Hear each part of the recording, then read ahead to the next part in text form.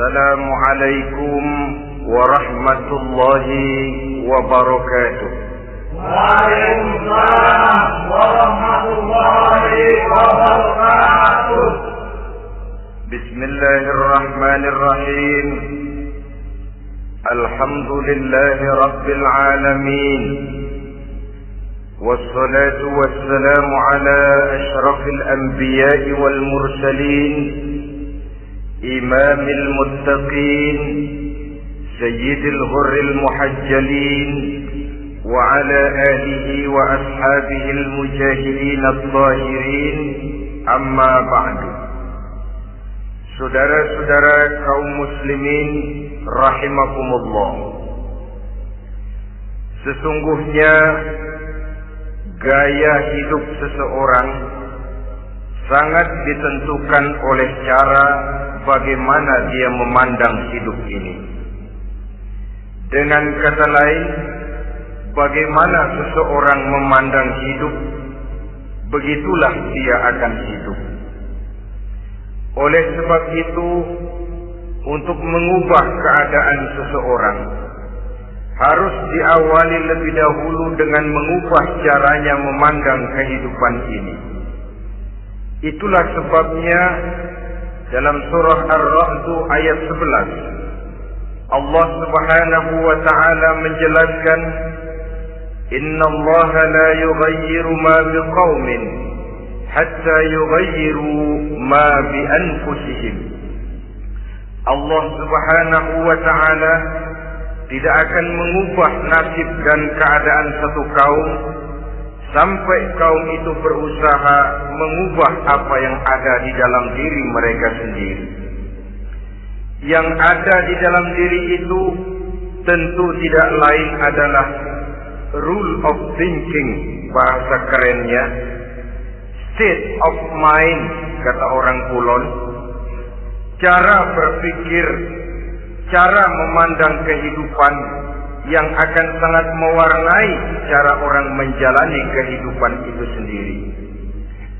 Oleh karena itu, pada pertemuan kali ini kita akan membicarakan tentang dasar dan tujuan hidup dari seseorang muslim di dalam kehidupan ini. Yang pertama, tentang dasar dan landasan hidup. Seorang muslim tak dapat lain mendasarkan kehidupannya dengan Islam. Di dalam mendasari kehidupan dengan Islam ini, Allah Subhanahu wa taala menuntut, "Ya ayyuhalladzina amanu dkhulu fis-silmi kafah." Hai orang-orang yang beriman, masuklah kamu ke dalam Islam itu secara total, secara utuh, secara seluruhnya. Jangan separuh-separuh, jangan sepotong-sepotong. Mendasari hidup dengan Islam artinya menjadikan Islam sebagai way of life, sebagai rule of thinking, sebagai state of mind di dalam kita memecahkan problema-problema kehidupan, sehingga tidak satu persoalan hidup yang bagaimanapun kecilnya sekalipun yang tidak tersentuh oleh nilai-nilai ajaran agama Islam ini. Kemudian di dalam mendasarkan hidupnya dengan Islam, ia mempunyai satu keyakinan. Pertama, Islam sebagai dasar hidupnya adalah agama yang sesuai dengan fitrah daripada manusia. Allah Subhanahu wa taala pencipta manusia. Allah Subhanahu wa taala yang menurunkan agama Islam. Oleh sebab itu, tentu saja seluruh konsepsi Islam ini sudah diukur sedemikian rupa sesuai dengan kemampuan yang dimiliki oleh manusia. Secara logika bisa kita katakan, pabrik mobil di Jerman misalnya bikin mobil namanya Mercy. Seiring dengan itu dikeluarkannya buku petunjuk. Mobil ini bernama Mercy, kecepatan maksimal sekian ratus kilometer per jam, daya angkutnya sekian ratus kilogram, kalau rusak memperbaikinya ini onderdilnya itu umpamanya. Karena pabriknya yang bikin mobil, lalu pabriknya juga yang mengeluarkan buku petunjuk, tentu buku itu sesuai benar untuk mobilnya.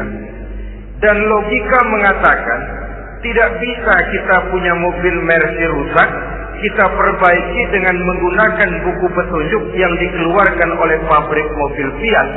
Tentu saja mobil makin rusak, acak-acakan dan tidak karu-karuan. Ini artinya, jikalau manusia ingin baik, jikalau manusia ingin mencapai sesuatu yang bernama bahagia, dia harus mengikuti petunjuk yang dikeluarkan oleh yang menciptakan manusia. Dan petunjuk-petunjuk itu telah turun dalam satu konsepsi yang bernama Islam yang sesuai dengan fitrah manusia. Yang kedua, oleh karena keyakinannya bahwa Islam sesuai dengan fitrah manusia, ia pun berkeyakinan bahwa Islam adalah agama untuk seluruh manusia, universal. Walaupun ia diturunkan di tanah Arab, tetapi ia bukanlah agama hanya untuk orang Arab semata-mata. Keyakinan ini perlu ditegakkan kembali. Oleh karena akhir-akhir ini muncul pendapat-pendapat yang menganggap seolah-olah agama itu barang impor. Persilakan saja kalau memang itu merupakan keyakinannya, tetapi menganggap agama sebagai barang impor sungguh merupakan satu kekeliruan yang sangat besar. Bahwa Arab sebagian besar memang Islam, jelas. Tetapi Islam bukannya Arab, itu pun harus kita akui.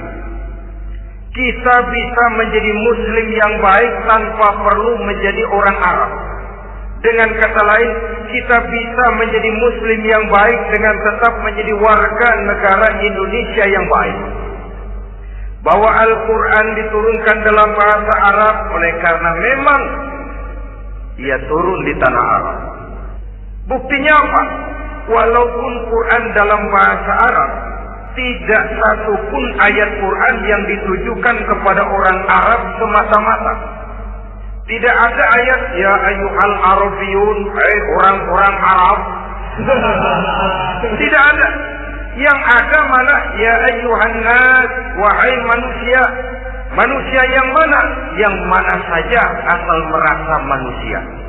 Kalau tidak merasa manusia, tidak usah terpanggil dengan ayat tadi. Maka dalam mendasari hidup dengan Islam, kita berkeyakinan Islam adalah agama untuk seluruh manusia.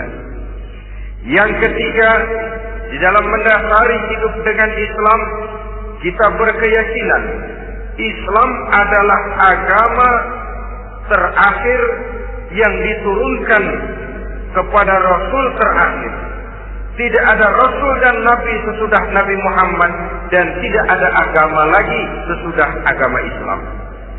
Dasar-dasar keyakinan ini melembaga dalam pribadi kita, membentuk satu keyakinan yang mendasari kehidupan ini, sehingga tidak satu problema yang bagaimanapun kecilnya dalam kehidupan yang tidak tersentuh oleh nilai-nilai Islam.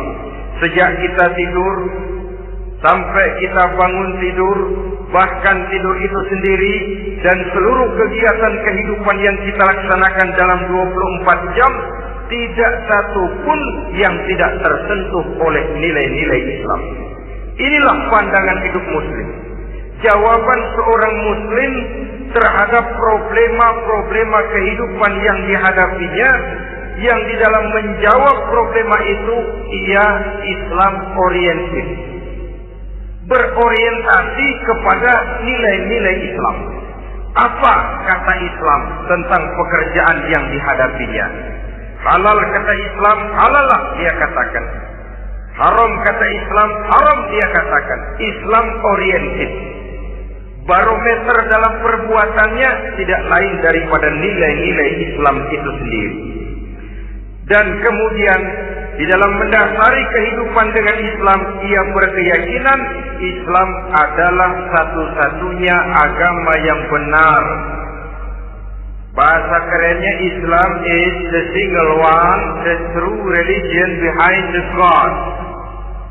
Satu-satunya. Keyakinan ini kelihatannya subjektif, tapi memang inilah pokok daripada kehidupan beragama. Saudara-saudara kaum muslimin rahimakumullah, kalau itulah dasar daripada kehidupan kita sebagai muslim, apa yang menjadi landasannya? Kalau dasar hidup kita Islam, maka landasan hidup kita tidak lain adalah Al-Quran dan Sunnah Rasulullah Sallallahu Alaihi Wasallam. Dunia penuh dengan orang-orang besar, dan setiap orang-orang besar itu mempunyai ajaran-ajaran yang pernah jaya, pernah dikumandangkan, didengung-dengungkan, naik ke panggung sejarah untuk kemudian tenggelam. Satu ajaran hanya akan langgeng, satu ajaran hanya akan tahan lama apabila dia turun dari sumber yang serba mahal. Kalau dia turun dari manusia, maka sifatnya hanya musim. Yang namanya musim, saudara-saudara, namanya musim tidak bisa dilarang. Tapi kalau sudah selesai, habis sendirian. Itu musim namanya. Musim rambutan. Kalau datang musim rambutan, apa bisa dilarang? Gak boleh musim rambutan. Ya tidak bisa, dia akan tumbuh terus. Tapi manakala musimnya habis. Begitulah nasib dari ajaran yang nisbi, relatif dan temporer apabila dia bersumber dari manusia. Maka satu ajaran hanya akan langgeng, tahan lama apabila dia turun dari sumber yang serba mahal. Dan itu sudah turun bernama Al-Quranul Karim. Sedangkan sunnah, saudara-saudara, merupakan penjelasan dari apa yang oleh Quran tidak dijelaskan dalam bentuk yang detail, melengkapi apa yang oleh Al-Quran hanya disebutkan dalam bentuk garis besarnya saja. Baik Quran maupun sunnah kita sebut merupakan dasar, landasan yang primer. Sedangkan untuk memahami Quran dan Sunnah, kita memerlukan pendapat-pendapat orang yang ahli di bidang itu. Dalam hal ini kita sebut saja dengan ulama. Dan ini merupakan sumber yang sekunder dari landasan hidup kita sebagai seorang muslim. Dua rel ini, Quran dan Sunnah, merupakan landasan di mana kereta api Islam ini berjalan. Quran dan Sunnah. Saudara-saudara kaum muslimin rahimakumullah. Oleh karenanya, marilah kita menjadikan Quran dan Sunnah ini sebagai imam di dalam kehidupan kita.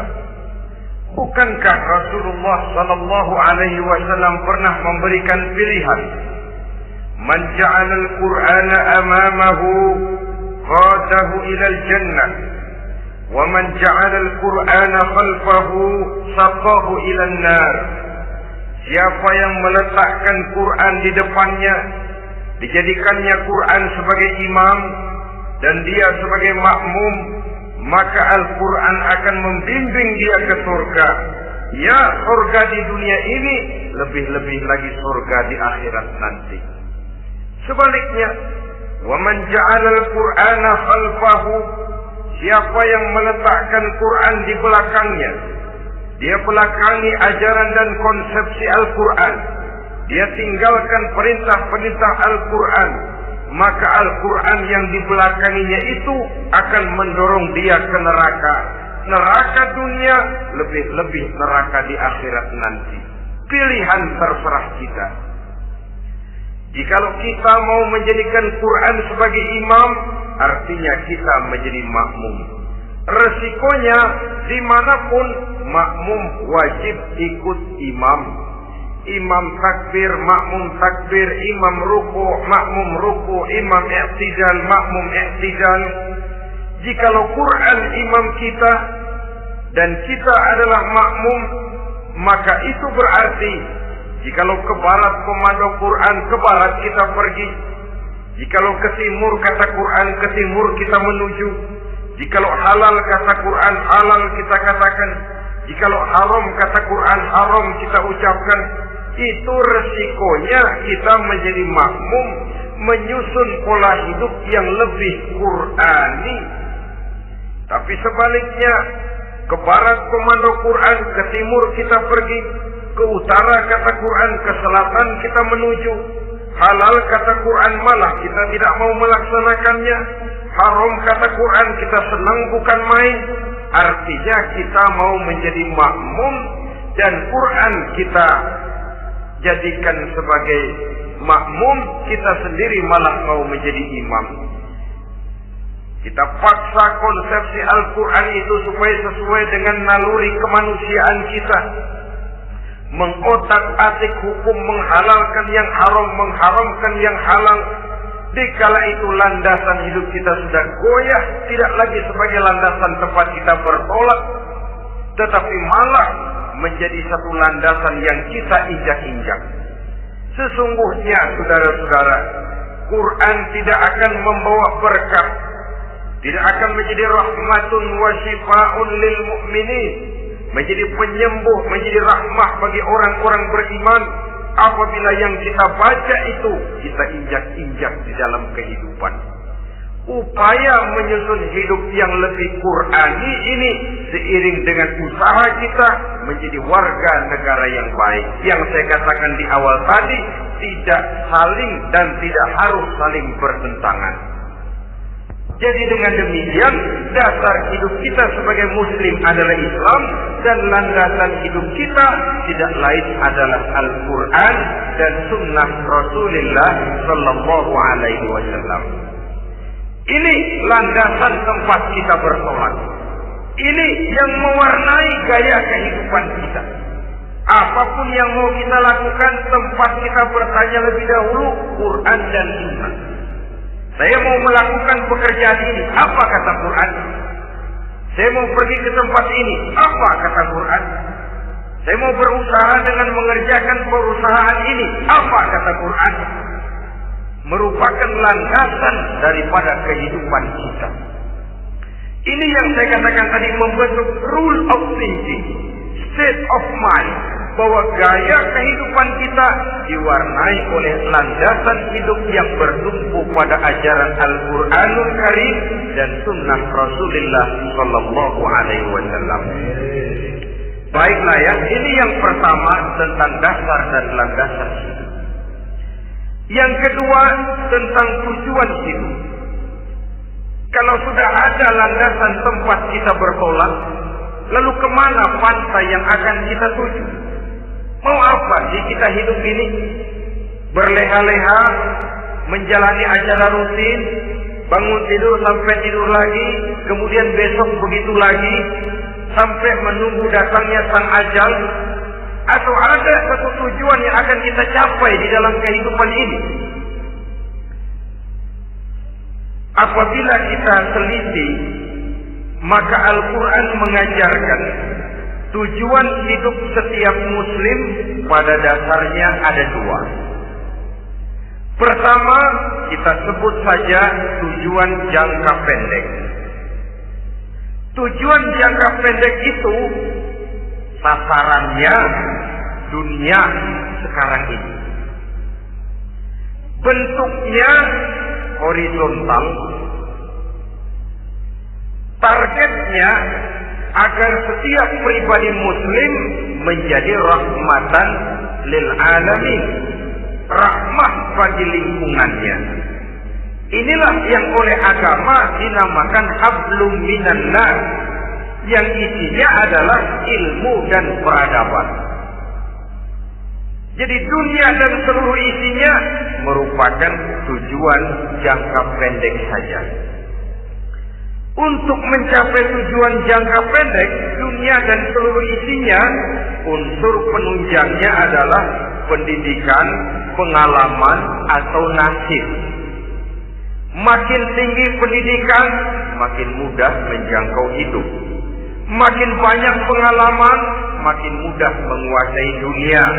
atau karena faktor nasib. Pendidikannya tidak seberapa, pengalaman pun kadang-kadang dangkal, tapi karena nasibnya lagi hoki, kata orang sekarang, nasibnya lagi bagus, dia naik ke panggung memegang peranan. Faktor yang namanya nasib ini ada, tapi tidak bisa dijadikan sandaran. Untuk menjangkau dunia dan seluruh isinya, unsur penunjangnya pertama pendidikan, yang kedua pengalaman, yang ketiga faktor nasib. Oleh karena itu, apabila kita ingin mudah mencapai dunia, yang pertama harus kita laksanakan bagaimana menempuh satu pendidikan. Di zaman sekarang orang terangsang untuk hidup dalam pola yang oleh orang-orang priangan disebut hardoli. Saudara tahu hardoli? Itu potongan dari dahar modal ulit. Filsafat hidup yang pakaian mau bagus, makan mau enak, kerja nggak mau. Akhirnya jadilah dia penghayal kelas berat, tukang-tukang lamun kelas tinggi. Tiap hari kegiatannya cuma tidak terlepas dari tiga kriteria itu. Hardolis. Pokoknya kalau sudah dahar, modal, ulit. Besok ya begitu lagi. Pola dari dimana orang pakaian mau bagus, makan mau senang, duit mau punya, kerja tidak mau. Kadang-kadang mau kerja tapi tidak tahu apa yang harus dikerjakan. Ditambah oleh sempitnya lapangan pekerjaan. Tidak tahu apa yang harus dikerjakan, dilatar belakangi oleh tidak adanya pendidikan yang dia terima. Jika mau kerja apa, selalu bingung. Oleh karena itu, terutama buat adik-adik remaja, para pemuda, saya berpesan untuk menjangkau dunia, yang pertama harus kita jalani bagaimana membina diri, mendidik. Taruh kata drop out, putus sekolah. Tapi drop out bukan halangan bagi tumbuhnya cita-cita yang mulia. Bahkan ada orang bilang many a great man start as a newspaper boy. Banyak orang-orang besar yang memulai pekerjaannya dagang koran. Putus sekolah bukan merupakan halangan bagi tumbuhnya cita-cita yang mulia. Dan tidak sedikit orang-orang besar yang tidak keluaran perguruan tinggi. Tidak sedikit orang-orang besar yang tidak merupakan produk dari perguruan tinggi tertentu. Tapi kerajinannya belajar, banyak membaca, banyak bergaul, autodidak. Syukur kalau masih bisa menempuh pendidikan yang formal. Kekurangan ekonomi, kemiskinan keluarga jangan menjadi penghalang bagi tumbuhnya cita-cita yang tinggi untuk menempuh karier pendidikan yang baik. Ini memang baik, tapi bagaimanapun kata orang, lebih baik makan singkong beneran daripada makan roti ngimpi. Artinya jika memang perlu, lebih baik sekolah sambil dagang koran, nyemir sepatu, parkir mobil, daripada hardolin itu tadi. Tanpa prospek hari depan yang ada artinya. Dan pendidikan memang merupakan sesuatu yang baik. Tapi tanpa ini, rasanya kita akan sulit untuk menjangkau dunia tersisih di pojok-pojok kehidupan. Jangan lalu bilang, manusia kan rezekinya sudah dijamin oleh Allah. Ayam saja ada rezekinya, Allah. Tapi jangan lupa, cara ayam cari rezeki dengan cara manusia cari rezeki lain. Kalau ayam cari rezeki dari tahun atu, modalnya cuma ceker sama patok kalau ayam.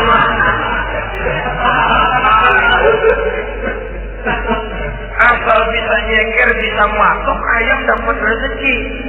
Pokoknya kersok kan. Tapi manusia cari rezeki, dia harus cari lapangan kerja. Lapangan kerja sulit. Sudah dapat lapangan kerja, harus punya keahlian. Untuk memperoleh keahlian, harus dengan pendidikan. Berhadapan lagi dengan saingan-saingan, karena pasaran tenaga kerja Tiap tahun puluhan kalau tidak ratusan ribu pasaran tenaga kerja yang masuk lapangan kerja. Ini kenyataan. Semakin ke depan oleh tingginya tensi ekonomi, oleh persaingan hidup yang makin tajam, oleh makin menggejalanya pola pikir industrialis yang membuat manusia individu, nilai-nilai semacam ini akan terasa makin berat. Oleh karenanya, tanpa pendidikan sulit untuk menjangkau dunia. Yang kedua, pengalaman, tenaga expert. Sehingga orang mengatakan experience is the best teacher. Pengalaman adalah guru yang paling bijaksana. Dengan pengalaman kita makin dewasa. Dan orang sering mengatakan kegagalan hakikatnya adalah keberhasilan yang tertunda. Jangan takut gagal. Kalau itu akan mengantarkan kita kepada pola hidup yang lebih dewasa, lebih tegar, lebih sanggup menghadapi kesulitan-kesulitan. Dan faktor yang ketiga, nasib. Kadang-kadang orang pendidikannya tidak ada, kadang-kadang pengalamannya tidak seberapa, tapi karena nasib, engkongnya misalnya jadi komandan Hansip, dia naik jadi anggota Hansip. Itu karena faktor nasib saja. Yang ketiga ini ada, tapi tidak bisa dijadikan sandaran dalam arti bahwa kita lalu mengandalkan nasib. Loh, nanti udah gede mau jadi apa? Mesti gimana nasib aja dong. Jadi orang syukur, jadi gembel nasib. Tidak bisa kita menghadapi hidup dalam satu alur spekulasi. Tidak bisa kita menjalani skenario kehidupan ini dengan bersikap untung-untungan. Karena kehidupan walaupun tidak bisa dipastikan, paling kurang bisa dirancang, bisa direncanakan, bisa ditargetkan, bisa dianalisa kemungkinan-kemungkinannya. Walaupun tidak bisa dipastikan, tapi bisa diperhitungkan. Sebagai manusia yang terikat oleh kausaliti, oleh hukum sebab akibat, sewajarnya kita memperhitungkan kemungkinan-kemungkinan itu. Kira-kira 5, 10, 15 tahun yang akan datang, sejauh mana kesulitan-kesulitan dalam kehidupan itu, sejauh mana persaingan dalam hidup, sejauh mana tenaga kerja dibutuhkan, sejauh mana keahlian dan skill menunjang ke arah itu. Kalau tidak, kita akan tersisih di sudut-sudut kehidupan untuk lebih banyak jadi penonton daripada menjadi pemain. Padahal kita ingin jadi pemain, kita ingin atlet, kita ingin punya peranan karena kita oleh agama dituntut menjadi rahmatan lil alamin, menjadi rahmah bagi lingkungan di mana kita tinggal, mewarnai lingkungan, bukan cuma diwarnai oleh lingkungan itu sendiri. Itu tadi tujuan jangka pendek sebagai tujuan yang pertama. Yang kedua, tujuan jangka panjang. Tujuan jangka panjang ini sasarannya adalah akhirat. Bentuknya vertikal, targetnya adalah mardhatillah atau ridho daripada Allah.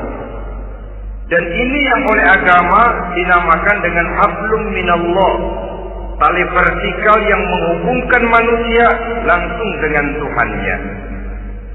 Untuk mencapai tujuan jangka panjang akhirat ini, unsur penunjangnya adalah prestasi ibadah. Kalau untuk tujuan jangka pendek, dunia dan seluruh isinya, pendidikan, pengalaman, dan nasib memegang peranan yang sangat penting, maka untuk akhirat, pendidikan, pengalaman, nasib tidak punya pengaruh banyak. Unsur penunjangnya adalah prestasi ibadah. Bagaimanapun tinggi pendidikan, bagaimanapun banyak pengalaman, tanpa prestasi ibadah, nol besar kita dalam pandangan Allah Subhanahu wa ta'ala. Saudara-saudara kaum muslimin rahimakumullah, itu sebabnya seorang muslim sholat, puasa, haji, zakat, yang kalaupun ada target dunia itu cuma side effect saja, sekedar satu efek sampingan. Target utamanya tetap tujuan jangka panjang, akhirat dan ridho Allah. Kenapa kita sholat? Untuk mencari ridho Allah. Kenapa kita laksanakan ibadah haji? Untuk mencari ridho Allah. Kita bangun di keheningan malam untuk mencari ridho Allah. Kalau ada akibat dunia, itu cuma akibat sekunder saja. Ada misalnya orang karena tekun ibadah rezekinya lancar, itu baru persekot, baru tanda jadi. Kadang-kadang persekotnya saja sudah nikmat kok, apalagi cashnya, kontannya. Sebaliknya kalau ada orang rajin ibadah, rezekinya seret, jangan jadi alasan. Kok lu nggak sembahyang? Alah, tetangga gua rajin sembahyang melarang terus.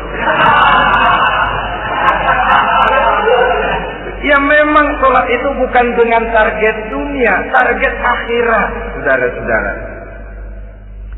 Oleh sebab itu, seorang muslim adalah seorang yang berpandangan luas, berjiwa lapang. Maksudnya apa? Tujuan jangka pendek dan jangka panjang ini harus dia raih kedua-duanya. Ini yang oleh Al-Quran diajarkan agar setiap muslim mencapai fid dunia hasanah wa fil akhirati hasanah. Kebaikan di dunia, kebaikan di akhirat. Itu arti hasanah. Jangan macam orang dulu, punya istri dua pergi haji. Yang satu yang muda istrinya namanya Hasanah, yang satu namanya Khadijah. Waktu tawaf keliling Ka'bah, si suami ini nggak bisa doa apa-apa kecuali Rabbana atina itu. Tiap putaran Rabbana atina fid dunya hasanah wa fil akhirati hasanah. Putaran kedua Rabbana atina fid dunya hasanah wa fil akhirati hasanah. Ini istri tuanya yang namanya Khadijah dengerin aja. Akhirnya di satu saat dia colek suaminya, "Bang, mentang-mentang Hasanah bini muda disebutin melulu. Saya dong disebutin dalam doa." "Iya dah, ntar putaran selanjutnya." Suaminya blow on juga. Putaran kedua dia baca Rabbana atina fid dunya hasanah wa fil akhirati Khadijah.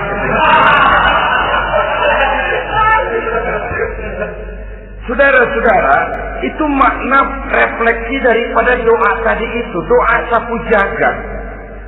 Kita ingin fid dunya hasanah wa fil akhirati hasanah. Tujuan jangka pendek dunia tercapai, tujuan jangka panjang akhirat dan ridho Allah juga tergapai. Oleh sebab itu Al-Quran menjelaskan, "Wabtaghi fima ataka Allahu ad-daral akhirah wa la tansa nasibaka minad dunya." Dengan karunia yang diberikan Allah kepadamu, carilah bahagia akhirat. Wa la tansa nasibaka minad dunya, tetapi jangan lupakan bagianmu dalam kehidupan di dunia ini. Cari akhirat, utamakan akhirat dengan tidak usah melupakan jasahmu di dunia. Kenapa saya katakan seorang muslim berjiwa besar? Sebab andai kata dia gagal mencapai tujuan jangka pendek, andai kata dia gagal di dunia, dan dia oleh Islam diajarkan jangan sampai gagal, tapi andai kata dia gagal, dia masih punya tujuan jangka panjang, akhirat dan ridho Allah. Dia masih bisa menghibur diri, biarlah di dunia kita sederhana, bahkan biarlah susah di dunia, asal di akhirat kita bahagia.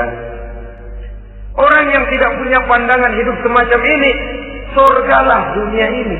Segalanya telah tertumpu di sini. Bila umurnya selesai, ajalnya datang, selesai sudah surganya sampai di situ, dan dia tidak punya pengharapan lain di belakang itu. Maka seluruhnya bertumpu pada kehidupan di dunia, padahal dunia seperti air laut, makin diminum makin haus, makin kering tenggorokan. Dunia yang diperturutkan menyeret manusia ke dalam lingkaran setan, terjebak dalam sifat yang namanya tamak bin rakus alias serakah.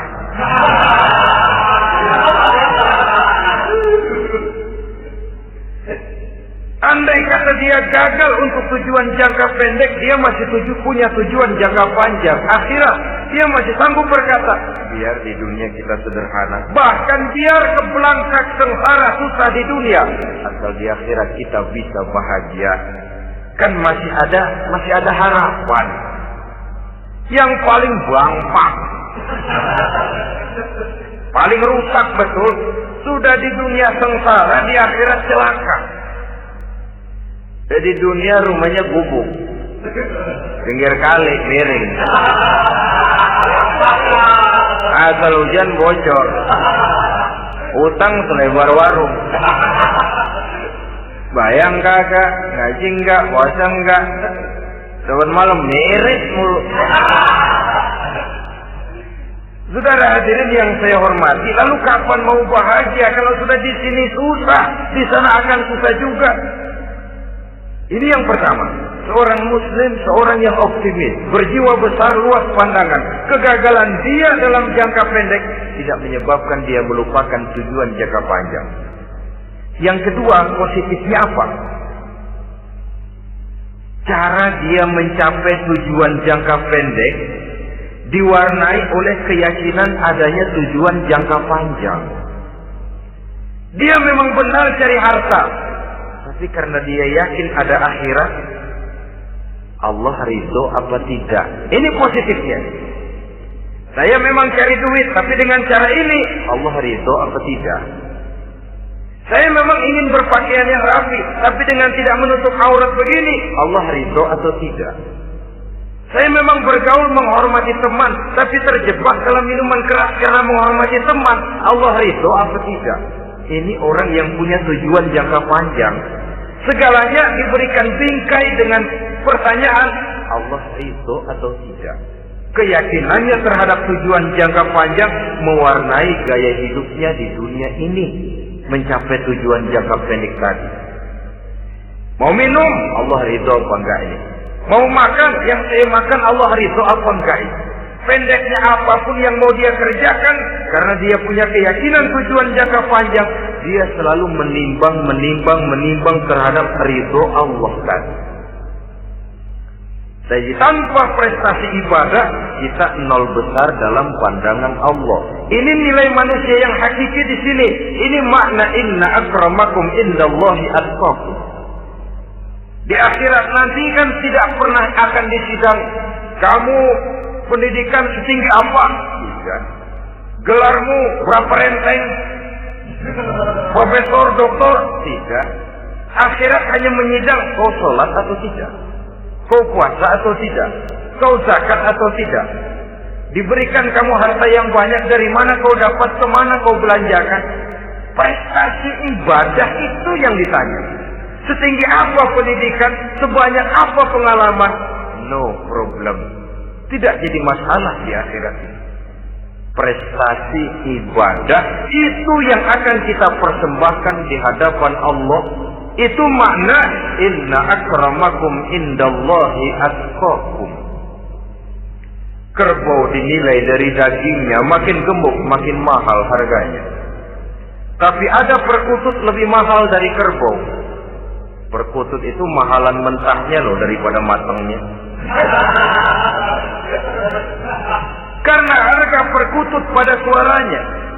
Lalu di mana harga manusia yang paling gemuk? Tidak. Suaranya, kalau manusia dinilai dari suaranya, barangkali Madonna nomor awal masuk surga. Hanyalah dengan prestasi ibadah kita bisa mencapai tujuan jangka panjang, akhirat dan ridho Allah. Nah, baiklah ya. Kalau sudah jelas bahwa kita punya dua tujuan jangka hidup, jangka pendek dan jangka panjang, bagaimana Islam mengajarkan kita meraih dua ini? Pada prinsipnya Islam mengajarkan sistem keseimbangan. Dalam berbagai aspek kehidupan, keseimbangan ini nampak dengan nyata diajarkan oleh agama kita.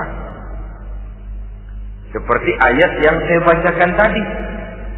dengan karunia yang diberikan Allah kepadamu, cari negeri akhirat, tapi jangan lupakan bagianmu di dunia ini.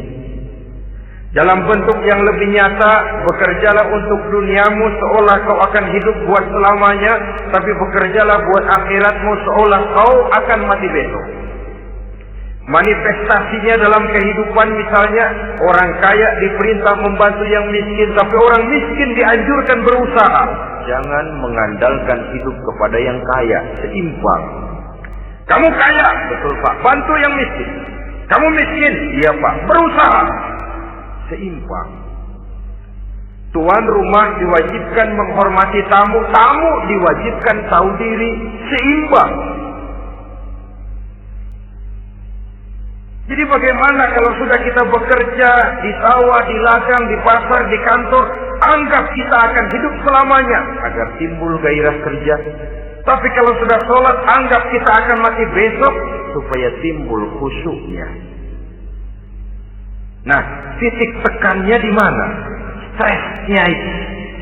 Walaupun Islam mengajarkan sistem keseimbangan, tapi Al-Quran tetap menggarisbawahi walal akhiratu khairul laka minal, bahwa bagaimanapun seimbangnya, akhirat itu lebih utama daripada dunia. Bagaimana implementasinya? Kata orang-orang tua, kalau kita menanam padi, rumput pasti tumbuh, tapi nanam rumput jangan mimpi tumbuh padi. Maksudnya apa?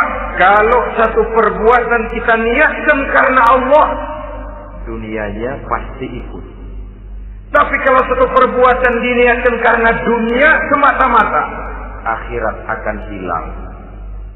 Sebab itu, biasakanlah berbuat sesuatu baik untuk tujuan jangka pendek, lebih-lebih untuk tujuan jangka panjang, dengan motif lillahi ta'ala. Jadi saya ulangi, satu perbuatan kalau sudah diniatkan karena Allah, dunia biasanya ikut. Tapi kalau diniatkan karena dunia semata-mata, akhirat akan luput. Padahal itu titik tekannya, walal akhiratu khairul laka minal ula. Saudara-saudara kaum muslimin rahimakumullah, ini tujuan hidup. Jadi landasan tempat kita bertolak sudah jelas, pantai yang akan kita tuju dalam kehidupan ini juga sudah nyata. Kita ingin mencapai apa yang dinamakan fid dunya hasanah wa fil akhirati hasanah. Untuk itu perlu ada keseimbangan, tetapi titik tekannya tetap akhirat lebih utama daripada kehidupan dunia ini. Sekarang kalau sudah ada dasar hidup, sudah ada tujuan yang akan kita capai, tentu harus ada alat untuk mencapainya. Semuanya perlu sarana. Bahkan pada hakikatnya dalam kaidah usul fikih para ulama mengajarkan lil wasail hukmul maqasid. Sarana dan tujuan hukumnya sama. Ini mestinya mendidik umat Islam jadi pinter. Jangan cuma berpikir melaksanakan satu pekerjaan, tapi juga berpikir menciptakan sarana untuk terwujudnya pekerjaan itu. Misalnya umat Islam wajib pergi haji kalau mampu, kan begitu toh? Kalau dia umat Islam Indonesia, tentu pergi hajinya ke Mekah. Mekah, Jeddah, Mekah, Indonesia perlu sarana angkutan untuk sampai ke sana. Kapal laut, kapal udara. Artinya umat Islam harus maju di bidang teknologi, bisa menciptakan pesawat, bisa menciptakan kapal laut, sarana yang akan menyampaikan dia untuk bisa melaksanakan ibadah haji. Selama ini kita bertumpu kepada pemikiran, pokoknya kan yang penting gue pergi haji pakai apa kayak gue punya duit. Dari segi pribadi memang barangkali begitu.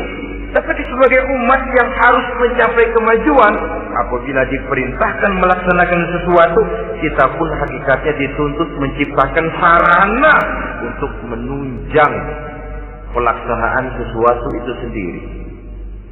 Agama mengajarkan an-nazafatu minal iman, kebersihan sebagian daripada iman. Siapa yang menciptakan mesin cuci? sabun-sabun kelas, deterjen, rinso dan lain sebagainya. Siapa yang menciptakan air condition, pembersih ruangan? Kita hanya berpikir pokoknya kan bersih, mau pakai apa sih? Kita jarang yang berpikir kepada pewujudan teknologi modern untuk menerjemahkan hadis itu. Syukurlah belakangan ini sudah muncul teknokrat muslim yang dijiwai oleh semangat Al-Quran membuka tafsir rahasia konsepsi Islam di lapangan teknologi modern yang makin lama makin menunjukkan tuntutan kebutuhan daripada umat itu sendiri. Dengan demikian, apabila ada tujuan hidup, kita memerlukan alat untuk mencapai tujuan tadi. Supaya tujuan di dunia hasanah wa fil akhirati hasanah tercapai, apa alat yang harus kita pakai? Kita lihat surah At-Taubah ayat 111 memberikan jawaban. Innallaha ashtara minal mu'minina anfusahum wa amwalahum bi anna lahumul jannah. Sesungguhnya Allah telah membeli dari orang-orang beriman diri mereka, harta mereka, bahwa sesungguhnya bagi mereka adalah surga. Coba kita simak ayat ini sejenak, akan nampak dengan jelas bahwa ayat ini hakikatnya merupakan satu transaksi yang nyata benar antara kita dengan Allah. Transaksi jual beli sudah terjadi, dan itu langsung dengan Allah, tertuang dalam pernyataan Quran. Pembeli Allah, penjual kita orang-orang beriman, dagangannya adalah anfus dan amwal, harganya adalah surga. Itu sudah tanda tangan pernyataan kita siap jual beli ya Allah. Apalagi baiat kita apa? Inna salati wa nusuki wa mahyaya wa mamati lillahi rabbil alamin. Salatku, ibadahku, hidup dan matiku cuma untuk Allah Tuhan seluruh sekalian alam. Minimalnya 5 kali sehari semalam baiat ini kita ulang dan kita ulang. Kenapa lalu kita tidak konsekuen? Dalam konteksnya dengan persoalan, maka alat hidup kita itu ada 2. Pertama, anfus. Ini bentuk mufrad dari jamaknya, bentuk jamak dari mufrad nafsun.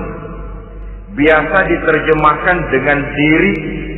Yang dimaksud dengan diri adalah kepribadian. Yang dimaksud dengan kepribadian ialah kekayaan yang kita miliki dalam kepribadian kita. Artinya bisa tenaga, pikiran, konsep, gagasan, wewenang, ide, pangkat, jabatan, kemampuan, keahlian, skill, itu semuanya masuk ke dalam anfus, diri. Sedangkan amwal bentuk jamak dari mufrad malun, biasa diterjemahkan dengan harta. Pengertian di sini ialah seluruh bentuk-bentuk materi yang berada di bawah kekuasaan kita. Bisa rumah, bisa uang, bisa tanah, bisa kebun, bisa pabrik, bisa peternakan, itu semuanya amwal. Nah, baik anfus maupun amwal, diri, tenaga ke, pikiran ke, harta ke, pangkat ke, jabatan ke, wewenang ke, keahlian ke, untuk tujuan jangka pendek harus jadi rahmah bagi lingkungan. Untuk tujuan jangka panjang harus menunjang jalan menuju ridho Allah. Jadi kalau pangkat kita menjauhkan kita dari ridho Allah, itu bukan nikmat tuh, azab. Punya pangkat bukan melakukan kebaikan, malah melakukan kejahatan, setidak-tidaknya berdiri di belakang kejahatan. Melindungi perbuatan-perbuatan munkar. Dalam kelas kakap melindungi korupsi, dalam kelas 3 jadi backing tukang oprok. Umpamanya itu sudah menyalahi alat tidak digunakan untuk mencapai tujuan. Itu untuk tujuan jangka pendek. Lalu amwal, harta, uang, tanah, rumah, kebun, untuk tujuan jangka pendek harus menjadi rahmah bagi lingkungan. Sedang untuk tujuan jangka panjang, baik diri maupun harta harus menunjang jalan menuju ridho Allah, harus meningkatkan prestasi ibadah kita kepada Allah Subhanahu wa ta'ala. Malah yang namanya amwal ini tanggung jawabnya lebih berat loh, saudara. Kalau saudara diberikan ilmu, sidang akhirat cuma satu. Ilmumu kau amalkan untuk apa? Saudara diberikan umur panjang, pengadilan akhirat cuma bertanya satu, umurmu kau habiskan di mana? Tapi saudara diberikan harta, pertanyaan akhirat dua, hartamu kau dapat dari mana? Kau belanjakan kemana? Dari mananya dan kemananya ditanya, depan belakang. Kadang-kadang kan ada orang hartanya didapat dari jalan yang halal, dibelanjakan di jalan haram. Kerja peras keringat banting tulang setengah mati, begitu dapat duit beli buntutan, muter-muter kertas cari kode. Didapat dari jalan halal, dibelanjakan di jalan haram. Atau didapat dari cara yang haram, dibelanjakan di jalan yang baik. Menang judi, nyumbang pesantren. Nabi mengajarkan innallaha thayyibun la yaqbalu illa thayyib. Allah itu baik dan hanya menerima yang baik-baik saja. Tidak bisa mencuci kain dengan air najis. Kain akan tetap kotor. Saudara-saudara kaum muslimin rahimakumullah. Oleh karenanya masalahnya terpulang kepada kita, pandai-pandailah membagi orientasi. Suatu saat tenggelam kita dalam kesibukan dunia dan seluruh isinya untuk mencapai tujuan jangka pendek. Lain saat tenggelam kita memfanakan diri untuk mencapai tujuan jangka panjang, akhirat dan ridho Allah. Karena kehidupan ini bukan berjalan tanpa batas. Umur ini bukan satu karunia tanpa pertanggungan jawab. Satu saat setuju atau tidak, rela atau terpaksa, kita akan sampai kepada garis finish daripada perjalanan kehidupan dunia ini. Yang memang merupakan satu perjalanan panjang, a walking tour. Kata orang Kulon, a walking tour, satu jalan yang demikian jauhnya. Entoh kita akan sampai ke garis finish. Bila datang ajal, senja kehidupan datang, malam menyelimuti. Datangnya tidak pernah kita sangka, tapi sekali dia datang, tidak satu kekuatan yang bisa menolak.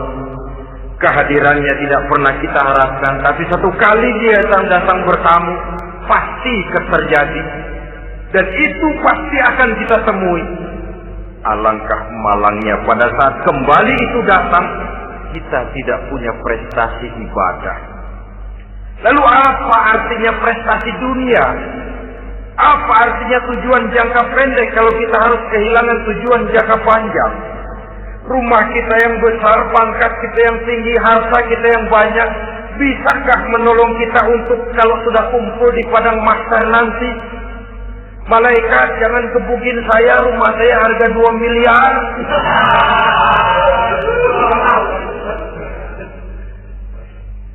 Sudahlah malaikat, damai saja, itu Rolls Royce saya. Pakai saja malaikat, pakai. Kata malaikat, gue budak, gue nggak butuh gituan. Hanya prestasi ibadah yang bisa menyelamatkan kita pada kondisi semacam itu. Jadi oleh karena itu saudara-saudara, biar di dunia ini rumah kita besar, mobil bagus, uang banyak, pabrik ada, usaha lancar, asal di akhirat masuk surga aja. Gak apa-apa. Daripada di dunia sengsara, di akhirat neraka, senangnya kapan? Sudah di sini sengsara, di sana kebelangsak. Itu yang orang-orang tua bilang lacur kuda namanya. Pelan dipecut, kenceng digetak, setengah mati, serba salah. Udah kalau bisa ngomong, gue setengah mati, serba salah. Pelan dipecut, kekencengan ditarik, itu yang namanya lacur kuda begitu. Serba salah posisinya. Untuk itu, pandai-pandailah membagi orientasi. Supaya tercapai tujuan ideal ini, di dunia hasanah, wa fil akhirati hasanah. Ini tentang tujuan hidup. Nah, untuk mencapai tujuan ini, kita tidak berjalan sendiri. Kita perlu teman hidup. Di samping teman hidup, ada pula lawan hidup. Siapa teman hidup kita untuk mencapai tujuan hidup ini? Dalam arti sempit, teman hidup kita suami istri yang taat kepada Allah.